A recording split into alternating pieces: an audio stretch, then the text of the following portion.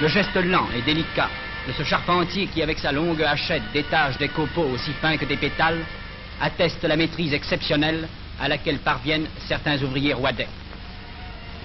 La France protège avec soin l'œuvre de ces admirables artisans, et c'est grâce à son soutien que leur travail ne s'est jamais interrompu et qu'ils ont pu surmonter les difficultés économiques que la guerre a fait surgir.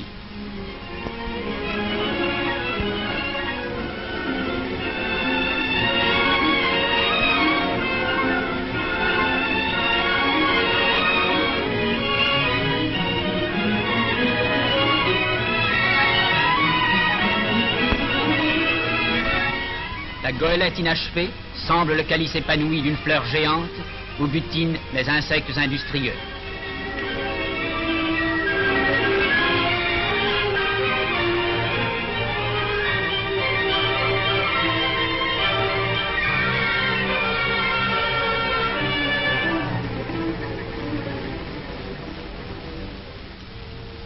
Les ruines d'un vieux château sont utilisées jusque dans leurs moindres recoins.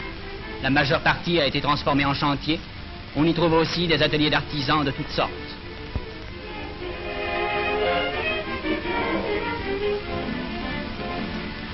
L'un d'eux pratique le métier peu commun de sculpteur de proue, car si l'islam interdit de placer les sirènes de Sinbad ou une figure vivante à la proue des voiliers, l'orgueil de ces marins exige qu'elle soit décorée avec soin.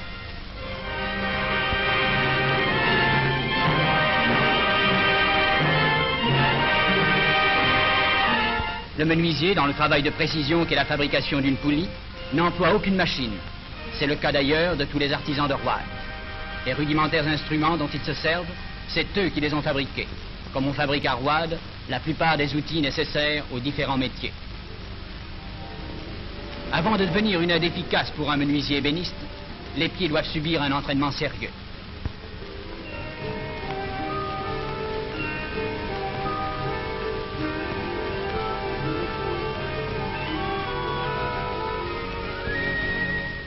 Tous les artisans de Roide ont conservé intacte la conscience professionnelle des vieilles corporations musulmanes.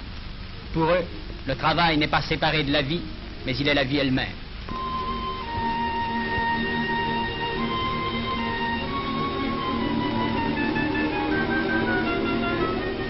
Les forgerons installés dans les antres obscurs du vieux château en ruine peinent sans relâche. Ils utilisent vieilles chaînes et ancres qu'ils transforment avec adresse en outils divers et en accessoires de gréement.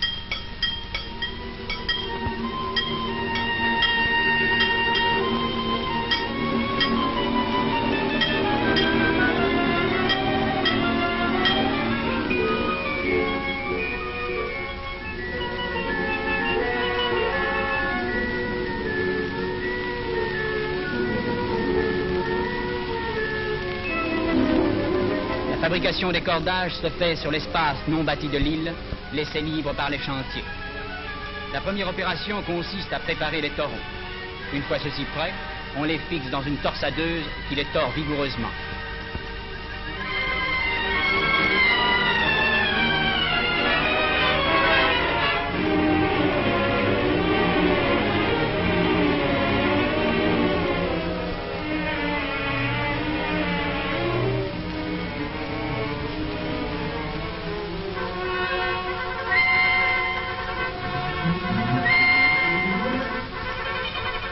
Une main-d'œuvre importante semble nécessaire, mais c'est au contremaître seul qu'est réservée l'opération finale, la réunion des torons en un seul faisceau.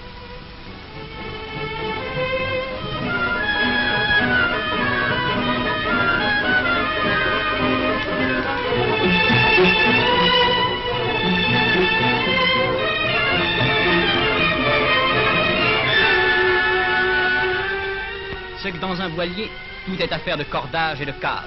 Non seulement pour hisser ou carguer les voiles, mais pour faire de l'ensemble, coque et mât, un tout solidaire capable de résister à la mer et au vent.